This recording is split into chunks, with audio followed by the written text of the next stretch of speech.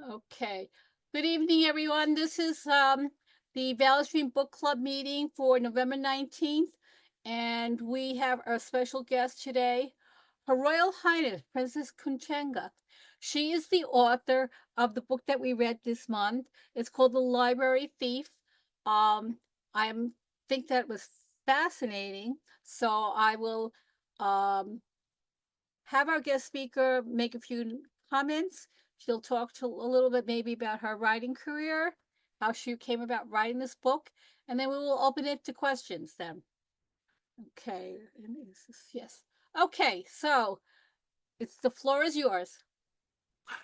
Hi. Yeah, good evening everyone. Thanks so much. It's I to be honest, I like to be a little bit higher energy, but it's 12:30 over here, so I wasn't my caffeine cutoff point is at 1 p.m. So yeah, I might be a bit laggy. I apologize, but it's lovely to meet you all. Thank you so much for reading my work because I'm at my writing station right now. I can't really show everything because all the wires are connected and stuff. But yeah, I'm at the L-shaped desk where I work, and I wrote the book at this time of year 2 years ago. And yeah, to give a little bit of a potted history about my career as a writer, I did a creative writing course with the Open University. It was a very radical institution when it was set up after the Second World War because it was fully accessible and things. So it's the original kind of distance learning university in the UK. I do have a degree in French also, so I've lived in Paris and the French Caribbean. I was teaching English in Martinique in the 2000s, but I didn't actually wake up to the fact that I was a writer until I was around 28. I'm 39 now. And I started by writing for online feminist publications, really, kind of personal essays and that sort of thing. I was always writing as a form of activism, really. I was working for an LGBT prison pen pal service, writing to LGBT people on the inside. And then I got involved with Black Lives Matter UK in 2016. So I was the Facebook coordinator for them and stuff. So I had lots of opportunity to um, write for others beside myself. And then I kind of sold out quite quickly. I started writing for women's magazines and collecting bylines and stuff. I wrote for Harper's Bazaar and Cosmo, and then I started writing for British Vogue. Um, and that kind of changed my direction, and I found my second agent. And I was lucky enough to get a book deal at the end of 2021. And the inspiration for The Library Thief, there are a number of different kind of sparky electric moments. Um, the most salient one that I always talk about is Meghan Markle's interview with Oprah. Um, I was I was up late. It was a similar kind of I have to situation put this to. in. Yeah, I hear Oh, it I'm in here sorry. and you don't Is hear this it. me, or I'll test my sound out. Um, so yeah, I was staying up late to watch the Oprah interview with Prince Harry and Meghan Markle. And, I just thought she was such a Bambi kind of character, kind of deer in the headlights. And there was a moment where she said that she um had heard about how terrible the British tabloids were, but she always imagined that they'd be fair. And I was really enjoying the interview, but until that point, that just really shook. I was like, fair? Like, why? Um, I really wanted to write a story about a white presenting woman who has to navigate race at a different time in history to the one that I grew up in, because I am Black British. My mother is Jamaican. My father is Zimbabwean. They came over here as part of the Windrush generation, as we call it, post Second World War. But I've always felt like emotionally and intellectually, like my connections to the British Isles go back centuries for some reason. I can't really explain why. Um, so yeah, I cooked up the idea. I'm a Londoner, also I'm from North London originally, but I fell in love with a man from Bolton in the northwest of England. So when I kind of had an idea about the time and vague location that I was going to set the book in, this voice came up in through me that was not my own. And I can only really attribute that to loving his like northern brusque accent and stuff. So yeah, it was really nice for me to just think of like a lot of the memories that he shared with me. And the northwest of England was such an industrial powerhouse and very much financed by um connections to the transatlantic slave trade and everything. Like that's where the money for the industrial revolution kind of came from. And yeah, it was, even though I had that knowledge, I also wanted to tell a very personal story. So I chose to write it in the first person.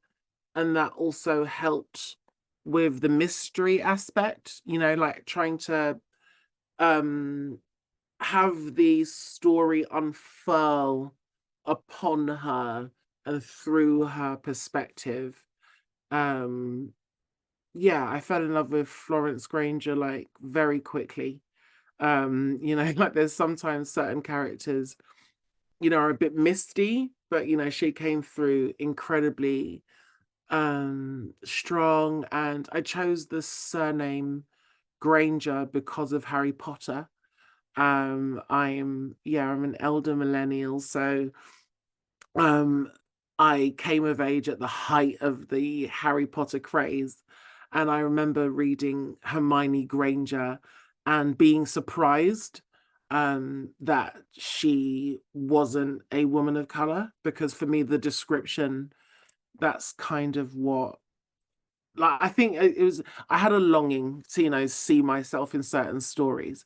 And so yeah, I definitely kind of took some seasoning from what I did in my interpretation of Hermione Granger and Harry Potter, and kind of riffed on that really. um but yeah, I'm not sure. I think I'm not sure if I'm running out, or I think I'm very used to talking about the book without giving spoilers, because yeah, when I've been doing events and stuff, I'm always aware that past chapter 5 I might spoil the reading experience. So yeah, this is the point at which I normally yeah, hold back a little bit. The timeline that you would say, you wrote this book very quickly then, it seems. Year and a half in total, I think. Wow. Yeah, from, I think I started November 2021, and the final was handed in August 2023. I mean, it was kind of done a few months before that, though, to be honest. But yeah, final proofread and whatever, that was August 2023. And it's a long journey. And also, I think the path from handing in final manuscript to publication It's a little longer in America. To be honest, I think I think we had to adjust the release date. It's all the things that I don't listen to because it's about distribution and paper and that sort of thing. So yeah, there were a few business things that meant that it took a few more months to come out. So have you said your background was in French? Yes, yeah. So, I mean, there's so much historical detail here. Where did you get that? Like, I'm just quite a nerdy history buff. I watch a lot of documentaries and I get obsessed with a particular time period. Right now, I say right now, it's been for the past few years, I've just become a bit of a Second World War obsessive. I loved the film The English Patient, and so right now it's been Second World War, but I think I love watching lots of documentaries on the histories of cities as well. Um, we I don't think we have access but there's a few on YouTube, and I think on certain cable channels we have PBS. Is that am I getting that right? Yeah, PBS. So yeah, I like watching like the history of New York, like those four-parters, or the history of the West, the history of the Vietnam War, that sort of thing. So I watch a lot of documentaries, and I never know what's going to be of interest, to be honest. But yeah, I kind of like splice some of those things in. And then I'm also a huge non-fiction audiobook listener. I love listening to audiobooks. Right now I'm reading a book about Pamela Churchill. I think it's Harriman. Um, and that's fantastic. Um, Audiobooks on James Baldwin, the Mitford sisters. And I like those kinds of biographies because, over someone's lifespan of, hopefully, 70 to 90 years, you get so many different historical events and how it impacted them, and, what they chose to do and what it was like, going to Paris in 1957. And so it's all quite personal, and I think it definitely helps me um show how I can utilize certain historical facts and the impact that they'll have on my characters and stuff. if anyone wants to unmute themselves and speak up now, like, please feel free to do that. That's funny because you talk about PBS, and here we watch so many things that talk about England, like on a lot of the PBS things. Right. I think Upstairs, downstairs, and things like that. right. Yeah. I mean, I lived in Germany for quite a while. I was living in Berlin before I moved back to the UK. I live in Manchester now. And the place that the value of the BBC overseas, like, we don't really pay attention to that. We spend all of our time moaning about the BBC and how much it costs and everything and whatever. So I think like the cultural pastures of other countries always seem a little bit more neutral and fertile than our own, to be honest.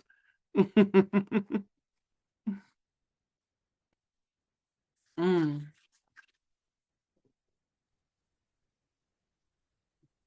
Trying to see. I know that that you had a in the very beginning, there was something from Britt Bennett. Okay, she has written a book that has also, I think, a sort of similar scenario. Someone that's Um, passing. She is. Britt Bennett is. I'm number one fangirl. I loved The Vanishing Half, and yeah, of course. I guess I wrote this book as kind of like an ode to that because it had such a huge impact on me. I actually read The Vanishing Half when I first moved to Berlin. Um, I think it came out in June of 2020. So it was such a weird time because I think we'd just come out of lockdown one in Berlin. As I think we were able to eat in restaurants outside and sort of thing. And I took The Vanishing Half. They have the S-Bahn, the Ringbahn. So that's it's like an overground train that goes around the whole city. And because of my love of documentaries and Second World War and things, it goes from east to west. And so I think I went around like a good 3 or 4 times just reading that book. And it was June, so it was really hot and everything. And I was in a real kind of dream, kind of fugue state.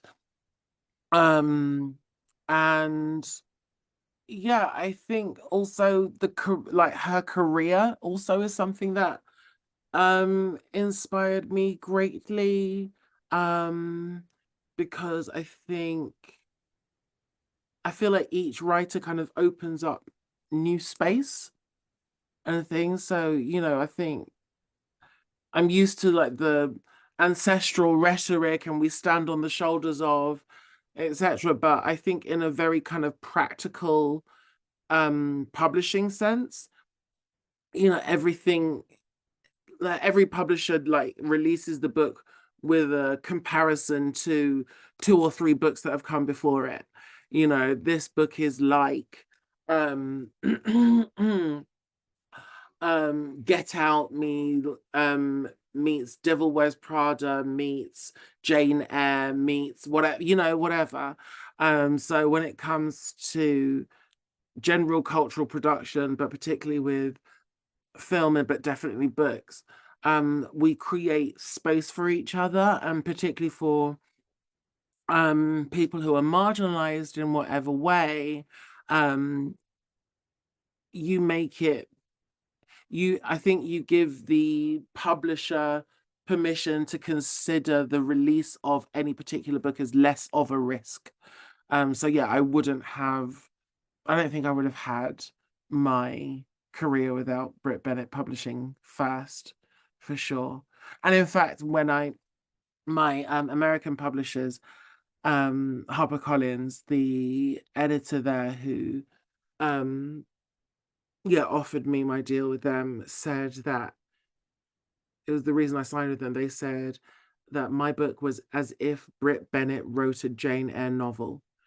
And so as soon as I heard that, I'm in. So it was, I felt like like a contestant on The Bachelorette or something. It's like, okay, that's the one. He gets the ring.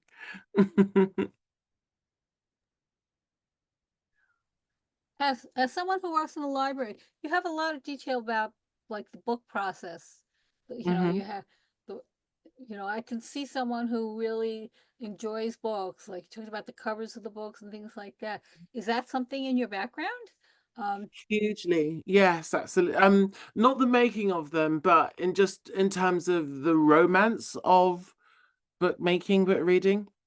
Um, I come from a very, very lower middle class background. My father was a maths teacher for most of his life, and my mother worked for the local government, and they were both the first in their families to go to university and things. So I grew up in a library of sorts. We were just surrounded by books.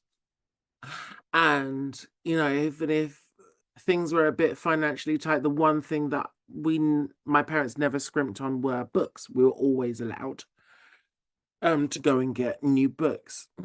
And so, yeah, I just really coveted books generally. And then I've always, some lots of people have fantasies of going to go and live in the woods, and just a nice little kind of a nice little shack with wood burning fire and a dog by a lake or something. Well, mine has always been to become a bookbinder.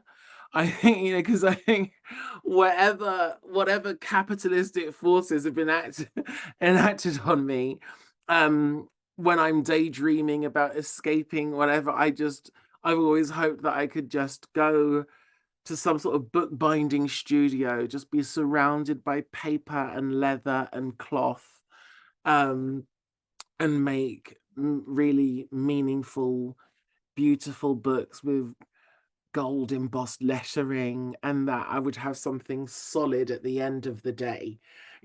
So yeah, that's always been my dream. And so when I was writing this, um I think I think it was indulgent, to be honest, because in the writing of it, I was thinking of, it was very kind of sensory and sensorial, and the smells and the feel of, and using things that people don't assume. Like, I think because we know what books are made of, but I was surprised at how important just water was, that you just needed to have a damp sponge to wipe things down with, or separate old pages and that sort of thing. And it's, even though the materials are quite simple, what actually makes you most skillful is knowing when to be forceful and press things down, and when you need to be really delicate and take things apart and that sort of thing. So yeah, I really enjoyed that.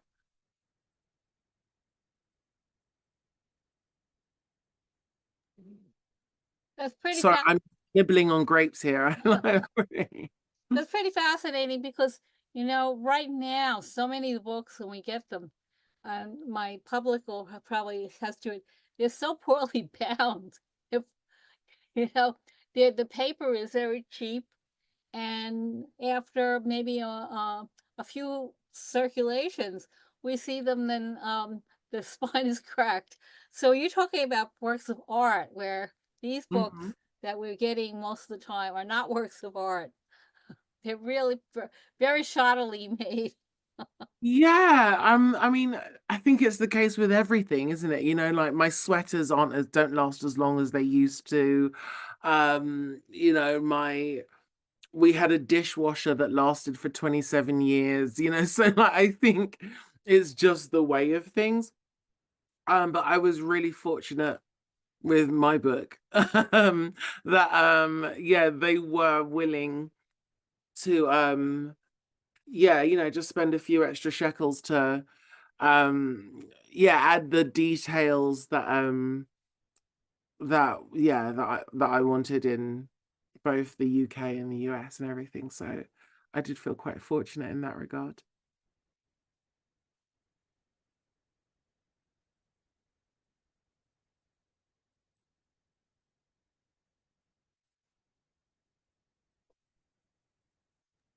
Is my sound still with you? Can Yes, you? Yeah, it is. Okay. no, I was looking at the book underneath the plastic cover here, and Oh, got sure. the nice fancy lettering on the book spine inside.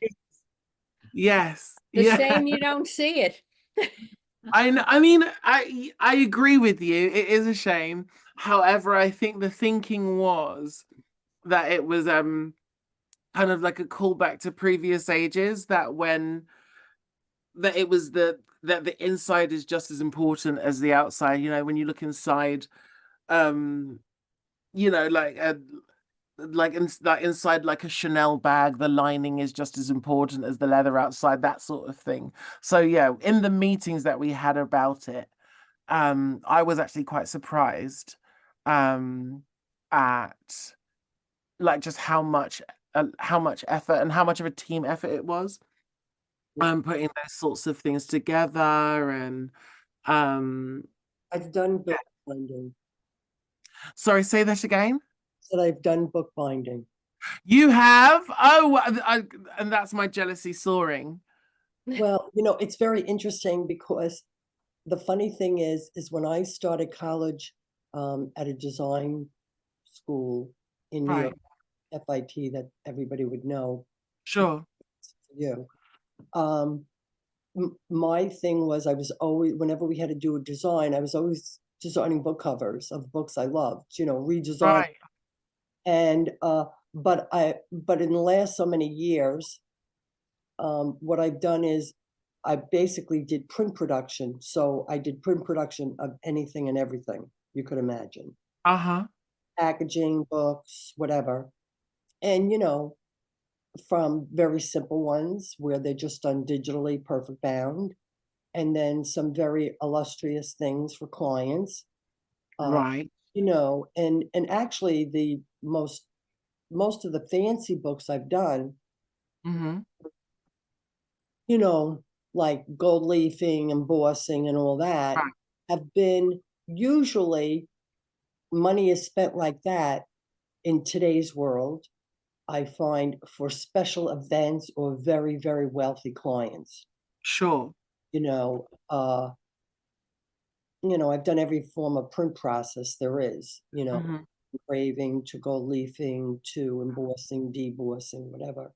Yeah. I'm listening to you, how you would love, books to be very elaborate and, Mm. and it is a team effort. Right. It is, from, the print production person coordinates everything. Mm-hmm. You're working with the client, you're working with the art department, you're making the adjustments, you're doing the cost estimate, um, you're doing the printing process, you're checking the stuff on press, or if Mm-hmm. there's embossing or engraving or anything else, and the bindery. But the kind of bindery you're interested in would be more sewn bindery, Right. Yes. which isn't done as much as it used to be. Right. Yeah, and there's it's not just the look and the cost. It Mm-hmm. has to be done with distribution is a big thing, Mm-hmm. Mm-hmm. which Mm-hmm. affects it because there's certain binderies. Like I was working on a project a couple of months ago, and they wouldn't let us do a certain bindery because the distribution center's equipment, they could only take certain type of bindery. I was like, you got to be kidding me. I got to change the whole bindery plan Mm-hmm. because let's use a different distribution center. They're like, well, that's not going to happen, Lorraine. Mm-hmm. I was like, to me, it like screwed everything up. I was just so just, Mm-hmm. but distribution is also a thing that people don't think about. You Yeah. know, you know Yeah, how because there's just such a long chain, and it's wonderful listening to you because like I only know of institutions because of a reality TV show or a rom-com.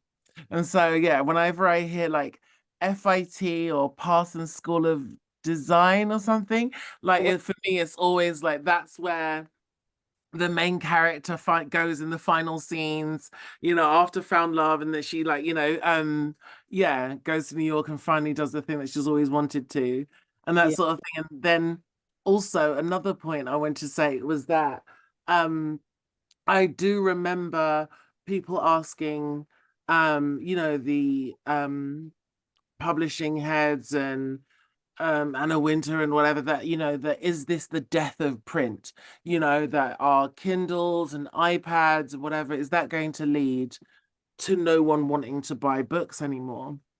And I think well, the inverse seems to be the case, in that even regardless of sales, that we've now romanticized that which we can hold with our hands all the more, like in spite of having the convenience of all of our digital copies. I well, think there is still a bit of an Indiana Jones sort of shining light on certain things, like bound books, well, because we've also, made them feel more special. Also, what affects it is the quantity you're going to do the initial printing. Right. Because I did a lot of work for the UN, Mm-hmm. and you know, they have very limited budgets. There's also, Okay. you know, for the UN, and actually, I worked on the UN books at 2 different places I worked, and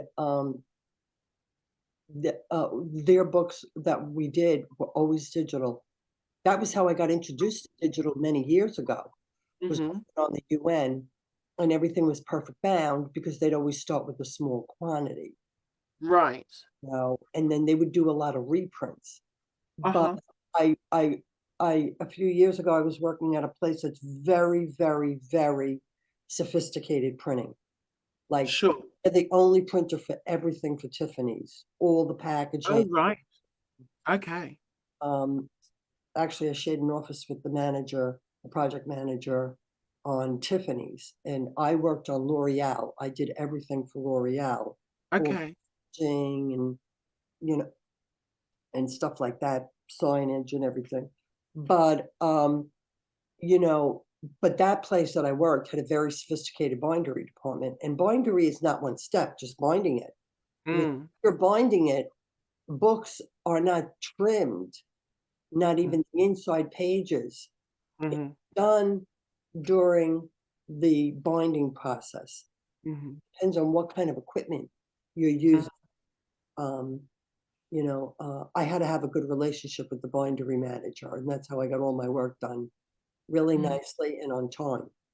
You know, because Yeah. time is always of essence, but printing will never die. I mean, it died in the New York area, you know, in the 70s and 80s. New York was a big printing place. You know, it's funny you mentioned that. There was a documentary that came out here at my local cinema, about I think it was called Hello Bookstore. It was about a bookstore in Lexington, Massachusetts, I think it was. And yeah, it was a wonderful guy who was talking about, it was like the story of how this bookstore um had been going since the 70s, and how it was dealing with lockdown and that sort of thing. And it talked about the um book selling area in New York and stuff, and how so many of them had closed down. And sometimes I watch videos of that bookstore. Is it called The Strand? Yes. Yeah. Um, and you know, all of the characters who've worked there for decades, and you know, all the different stacks and everything. And it sounds like, I think it's I've forgotten the name of Toni Morrison's best friend. She did a documentary with Martin Scorsese. I forgot, why have I forgotten her name? It's gonna come, oh, that's gonna kill me. In the Um, in the 70s and 80s, printing was a craft. It was a real art. right. And Uh-huh. it's probably one of the reasons how I ended up kind of in it.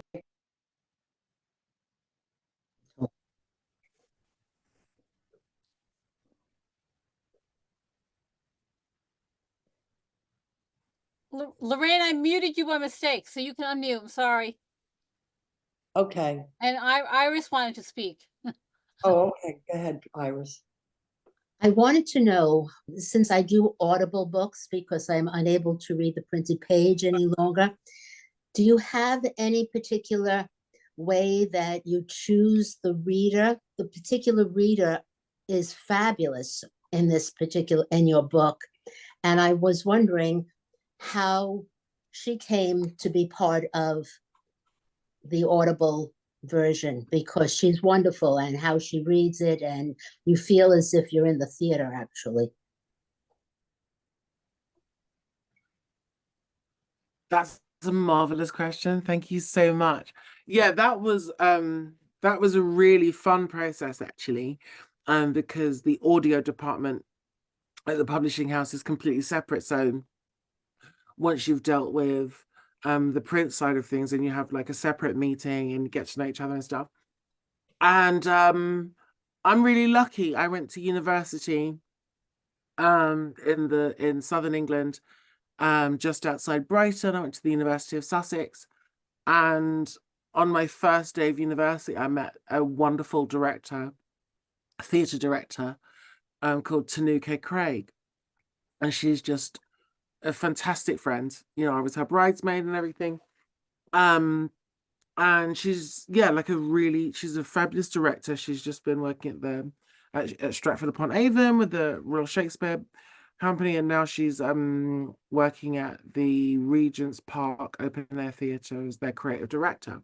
Anyway, what's wonderful is that when it comes to finding actors to read my stories, because I've had, you know, quite a few short stories and essays that needed an actor before my debut novel. And so whoever the publishing house recommends, I always call her and say, Tinu, do you know, because she has to audition so many people. And fortunately, with my one, they work together really well. So yeah, Tinu said, "Oh, you've got to choose her. No, she's fantastic. She's wonderful." And yeah, I basically it was all based on accents because it's the northwest of England. I'm not from the northwest of England, so when I was reading snippets, I did some teaching for the National Literacy Trust and was reading, you know, just certain excerpts from my novels for the kids and stuff. I really struggled because, you know, we are quite a small island comparatively, but the accent change within 65 miles can just be so dramatic.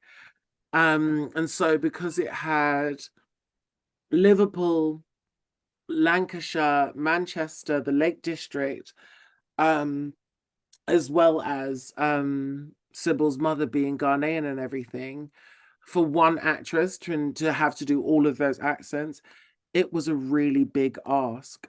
And so what happened was she did a reading of one of the more difficult sections when Florence goes to Liverpool and meets Sybil and Miss Arabella. And yeah, that means that you've got Manchester, Liverpool, and Ghanaian in one passage. And she did really well.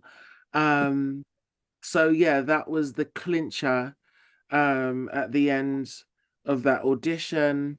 And she's also just so lovely. It was wonderful. It's a collaboration, you know, she wanted to know as much as possible before she went in, and how soft to make Wesley's voice, and you know, those sorts of things. So yeah, it was more than just mere delegation, you know, like you know, you have to be polite about it, but I'm also like, this is what this person sounds like, and it's and everything, and she's just so highly competent. And yeah, it was a wonderful experience. And that when you first listen to the audio book playing back to you, and it is an entirely different experience to reading it because of the way that it washes over you, and it just truly comes to life in a very different way. So yeah, I love that process. Am I still on Audible? Can you hear me? Yes. It gives an entirely different feeling about reading the written page and hearing the production of this. I feel as if I'm in the theater, and it is just, she does an extraordinary, I love the book, and Thank you. pleasure to see you. And it's wonderful as a listener to hear her intonations and the different accents. And she's very clear, because sometimes you don't necessarily have very clear diction, and she's fabulous. And it just brings the whole thing alive. Thank you so much. Thank you so much, Iris. I really appreciate that. Thank you. You know, I think the reason that she is so good is because, you know, she's a phenomenal actress and she emotes so well. But also, I think she has bundles of confidence. And I think that clarity of voice comes from not feeling shaky. about what you're reading, and stuff. And I think, once given the direction, she was off. And I think that there was, even though I gave certain guidances, and there was some really funny like video clips that I had to share, because if you're trying to talk about someone's voice, sometimes it could be an advert, or it could be like a comedian, or like a TikTok comedian or something. So yeah, I gave a real range of different sources for different voices and stuff, and um that was all at the beginning. So there's a point at which I have to hand over the book, and so she takes that on. And yeah, I think Cora was just really confident um that she was just doing a good job, and that really helped. That yeah, she wasn't second guessing herself in terms of her delivery and stuff, and I think that really came across. Wonderful. It was absolutely wonderful. Thank you. When you wrote the book, you have all these, as you say, the travel from different parts of Britain, and then you also have different classes.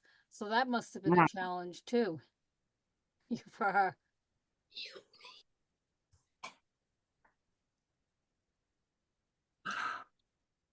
I think not so much. Perhaps not so much. I think um we don't talk about class as much as we should, but it really does condition our lives. I think,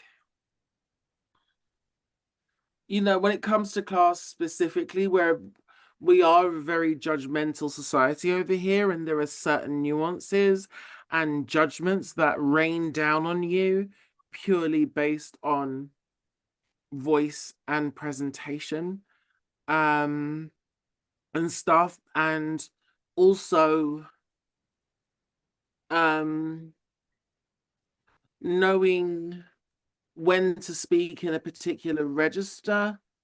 I think the phrase code switching, which we're so grateful to American academics for defining so clearly.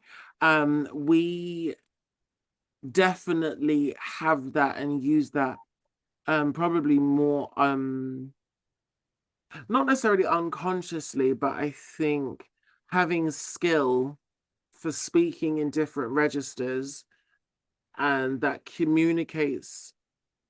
your that communicates your belonging to a particular class, or obfuscates it, because there's certain times when you really don't want to sound too posh, and you really don't want to be known as a gentrifier, and you don't want people to know how much money you have, and that sort of thing. So being able to employ that deftly is a way of navigating society well, and not being able to code switch and shift and communicate your intellectual, academic belonging, social belonging.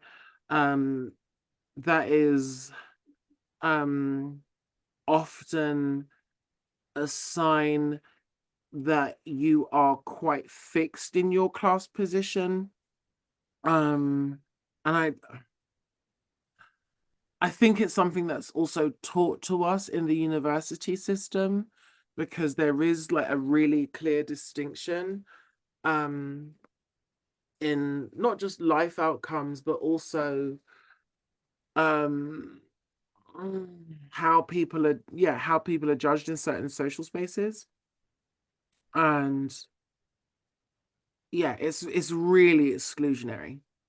um yeah, I think, don't get me wrong, I'm very grateful for where I'm from. I have a wonderful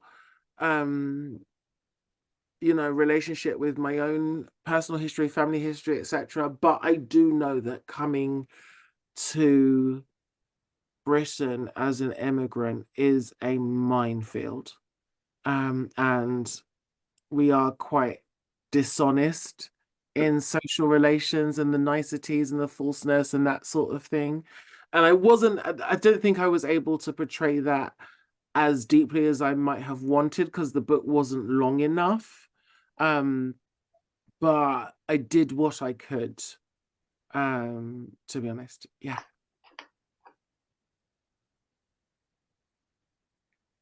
Interesting. You use the word casa twice in your book. I use the word Casa twice. yes. And that was to establish relationships that the young girl had with her parents and the world. Mm-hmm. Were you trying to distinguish something by using that word only twice at certain points? Sorry, remind me of the word that I used again. Sorry, what was that? Covet. Casa. Cosseted. C-O-A-S. Oh, cosset. Oh, yeah. It caused me to use a dictionary to look up the meaning Oh, right. and why Gosh, you use that word that both times. is such a precise question. Thank you.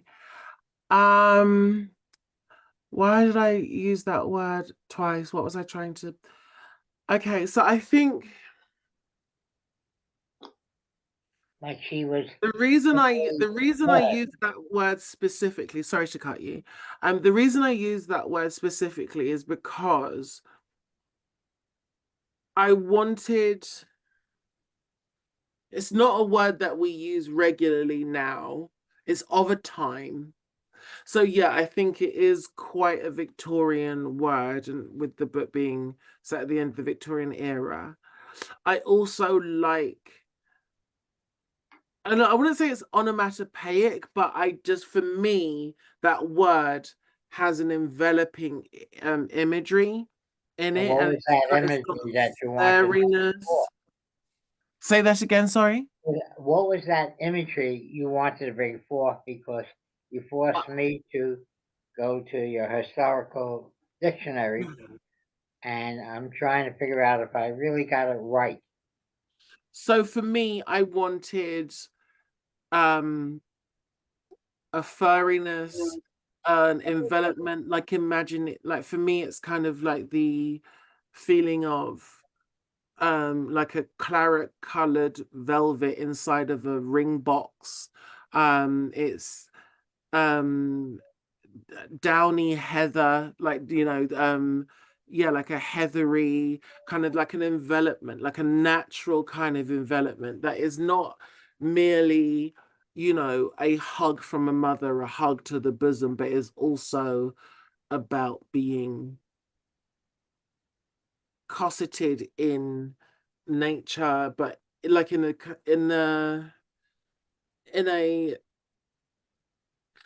like, for me it's textural. Yeah, it's textural. Both times you threw me, and both times I had to figure out what this word really means. Yes. Not a word that we use quite readily. Right. Yes. Yeah, thank you. That's so yeah, I think often, yeah, more than occasionally, I think I do like to be quite a trickster with vocabulary. And so I like to use words that just leave the reader feeling a tidbit off kilter, to be honest. Like, what's that? Why that? What, etc. Because I think it brings attention to different words that I feel are deserving. I also think that just that having encouraging skepticism, to be honest, kind of like is something that I like. I don't want my narrative to be too trusted. Frankly, I want I think maybe it's something I employ just to make sure that the reader is awake, you know? So yeah, that I don't it's not to say that I will never use a cliche, but if I were to use a cliche or, an expected phrase, then I would maybe invert it somehow or use it in a way that I haven't used. Like I always want there to be a tingly feeling, like off kilter, like just the feeling that you've just missed a step sort of thing. So yeah, if there is an unusual word choice, an archaic or an anachronistic word choice or something, that's what I'm trying to do. I have a question now. So this is finished. This is not a book that, you know, is going to have a sequel to. A lot of authors seem to write and there's sequels to it and things like this. So you are continuing to write. So you have to take a totally different direction. Is that what you're doing now? Are you working on a new book? Absolutely, yes. It's so funny because this evening I went to go and see Gladiator 2 at the cinema, to be honest. So yeah, I do have sequels on the mind. Um and I am writing a second book, and I wouldn't write a sequel to this, but the book is done, although with close friends. I might talk about where the characters might be now, but um I'm someone who doesn't enjoy writing what's expected of me. And so The Library Thief was the very last thing that anyone expected me to do. It's historical fiction, it's gothic, it's a mystery. That's just not what people thought that's not where people thought I would go based on my journalism, my identities and everything. Um, so I find that I found it quite refreshing. And it leads to the experience of talking about the book is also more fun for me, because I rarely get inquiries, questions that are expected, um and yeah, I am writing more contemporary now. My second book is called That Nelson Girl. Well, so far, I mean, to be honest, I don't have a book deal for it yet, so that could change, if I'm strong armed by the publisher. But it is about a young Black trans girl from North London who is really suffering with her drug and alcohol issues, and there's torrid love affairs with a Black football manager of the 90s and a city banker and things. And she's dealing with substance abuse and sexual scandal and stuff, and it's a coming of age tale of her coming into her womanhood over the course of 10 years, from 2006 to 2016, just before the Trump Clinton election and things. So I think people are assuming that it will be more autobiographical than it is, and because I don't like, my main character is on a mission to prove that she's a direct descendant of Admiral Horatio Nelson. In London, we have Trafalgar Square with Nelson's column. He's the one who won Waterloo. And in terms of his placement in British history, I feel like an American equivalent would probably be Thomas Jefferson in a weird way, or at least that's what I'm trying to do, by eking out the story of what he got up to in the Caribbean, and why my main character thinks that he might be, that she's directly related to him and things. I'm having an absolute ball with it. I am 70,000 words in. I actually started writing this one before I wrote The Library Thief, and it's taken a lot longer but it's modern and it's fresh and it's racy in parts, but I don't think gratuitously so. And it's gonna be a lot of fun. I'm really enjoying it. Wow. That's going to be a real switch. You're not going to be have like some writers are aligned with certain genre. You're always Right. going to be different, totally different. Wow. Yeah, I think I'm always inspired by particularly women writers. I think of Doris Lessing, I think of Isabel Allende, and where like each book is an opportunity to just jump off into the unknown. Um, why not sci-fi? Why not, ancient fantasy? Why not detective story? How about Zorro? How, how about some communists in East London or something, trying to deal with their disappointment over Stalin, Stalin's crimes coming and that sort of thing. Um, I think for me, writing has been an opportunity for me to explore my own liberation. I am thoroughly unshackled. Um, and despite of what's current and what's trending and whatever, yeah, when I walk into whatever publisher's meeting, I feel like a working mum at the end of a day, like you're going to take what you're given, to be honest. So yeah, that's the energy that I'm bringing in there, and I hope I'm able to remain so. Yeah, it feels wonderful to be at this That's stage of my life. fantastic. Yeah. Okay, we're coming up on the hour. Does anyone like to have any other remarks? I'd like to thank you so much for spending it. And so it's in the middle of the night for you. So I'm sorry. Yes, I'm coming up to 1:30 now. So yeah, it is later than my usual bedtime, but it's also making me feel quite naughty, to be honest. So no, I'm really glad to be here. Thank you so much. I think we really appreciate it, and I'll be looking for the next book, and but we'll I'll know that keep it's you not going to updated, be in the no same problem. vein.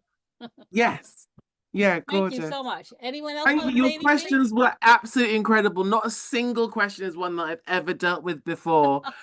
So yeah, I feel like I'm quite the tired tennis player because I was, I was not prepared for the angle or whatever. And yeah, thank you for reading me so closely. I really appreciate all of you. Thank you so, so, so, so much.